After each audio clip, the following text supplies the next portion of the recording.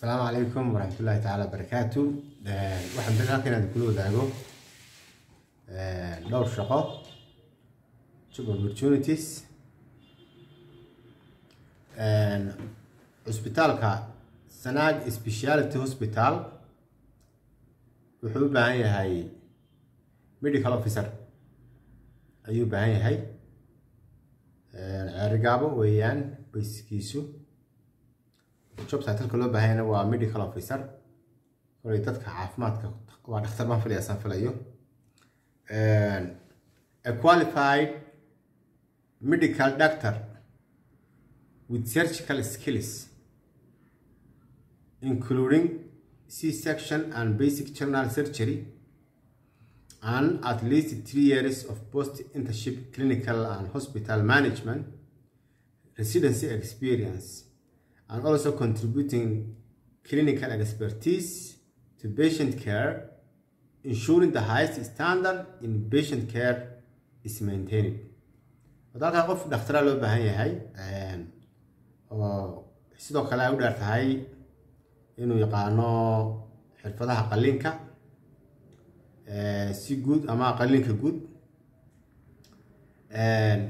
therefore qofkii caafimaadka soo bartay ama dhakhtar ah ayuu batan xareyn karaa oo shaqo walba isku bedeli karo shaqo walba dadkeedii ehelkeeda inta badan xareysta shaqadan qualification-ka looga baahan yahay way fara badan yihiin intii imkaan soo sheegay horta waa looga baahan yahay kow shaqadana ma kala xarinay by online lagu xarin maayo waa by email baa ku yaala 15 February ugu dambeyn ayaa la xariisanayaa linkiskana insha Allah xagga hoose ayaan idiin soo dhigayaa taas marka insha Allah dadka dhakhtar wixii dhaqaatiir ah ha xariistaan ama caafimaadka runtii qaybta dhakhtarnimada soo bartay qalliinkaba hay'adda loo yaqaano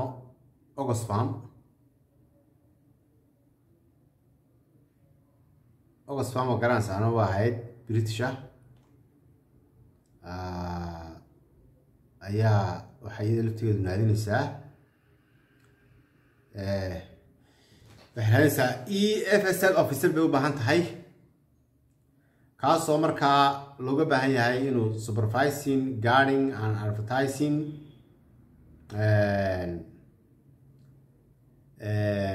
inuu markaa assist gareeyo humanitarianska iyo communitieska in the selection iyo registrations verification of the beneficiaries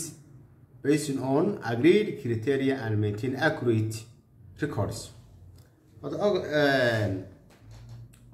Oxfam sideedaba Oxfam GB no leedahay waa Great Britain waa NGO caalami ah marka hore categories marka laga hadlayo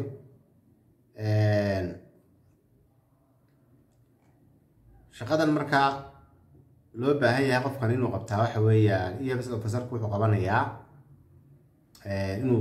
field monitoring sameeyo technically uu support gareeyo partnerska fulinaya maxaa leedahay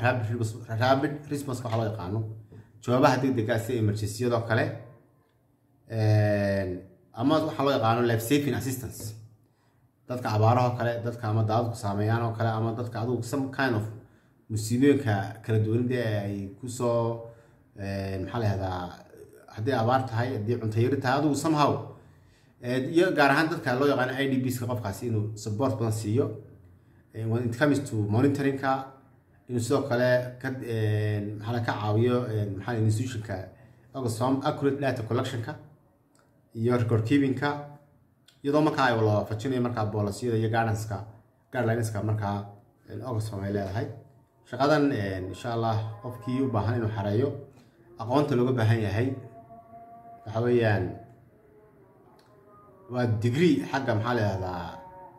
business administration-ka ama agriculture-ka ayaa looga baahan aqoon ahaan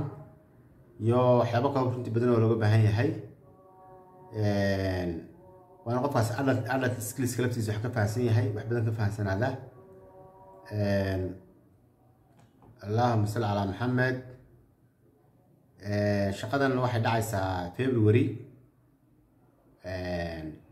ستيدي ده دعيسا أوردر لينك بيهاي marka insha Allah hala xareeyo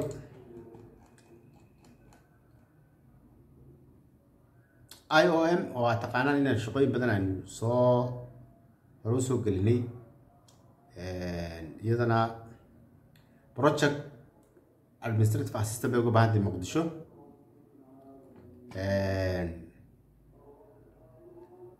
inta badan waa garan kartaan oo shaygu hadduu shaqada soo gasho administrative assistant qofka administration ka haysta gaar ahaan xagga qaybta mashaariicda ayuu qofkan assistant noqonayaa waa spare of that guy ama qofkaas uu noqonayaa spare waxaanu ka assist garanayaa hawsha uu wada ayuu la qabanayaa la ka caawinayaa markuu fasaxa ku maqan yahay la sii wareegaya hawshiisa when it comes to waa overload aanu dhicin marka shaqada qofkan la qabtaa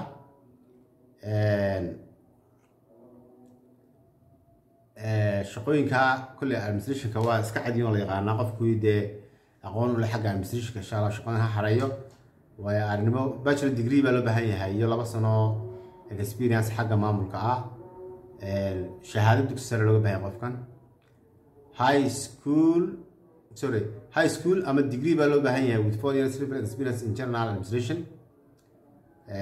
experience professional experience in financial administration waa qofkan aqoon leeyahay marka for those who are staying in Muqdisho shaqada ha la xareeyo shaqadan deadline keedu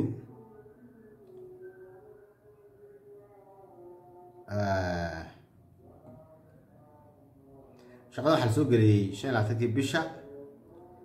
Allahumma salli ala Muhammad shaqadan marka waxa lagu dirayaa by email ayaa lagu dirayaa insha Allah sida cad marka dadka shortlist kan oo la soo xidhiidhaya si balaanku yahay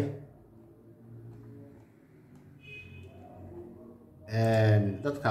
hay'adda loo yaqaan Mercy Corps waa garan kartaan waa hay'ad iyaduna international NGO ah rejiga ama Soomaalida kale ee awood u leeyahay inay ka shaqeeyaan jijiga ama iyagana waxa looga baahan yahay area manager bay u baahan tahay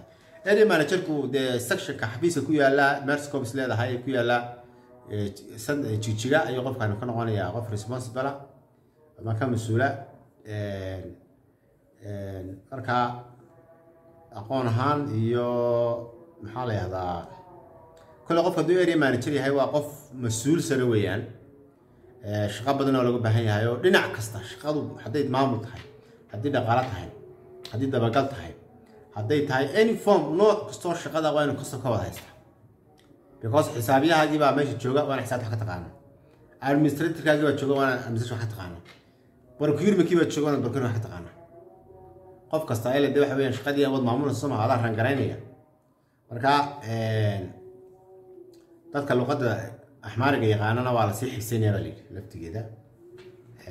oo iyadu shaqadan marka waxa lagu xareynaa waa online bay lagu xareynaa waa lagu buuxinayaa username baa samaysanaysa marka gasho Somali Jobs gal visit xagga hoose insha Allah links kan soo dhigi doona hadii la ka dhigo insha Allah thank you very much insha Allah intaasaan ku soo gabagabeyn doona shaqooyinka hala xareysto hala dadaalo meel kasta joogtada dadaala waxa kale in kula talinayaa inaydun CV-ga iska haystaan waayo dadkii oo CV-dooda iska yihiin very poor very low dad iska dirto baalkii khatarteeda leedahay haddaad u baahato cid CV-ga runtii ka taageerta waan kugu xidhinaa iga soo qabo WhatsApp numberka 0634862926 0634862926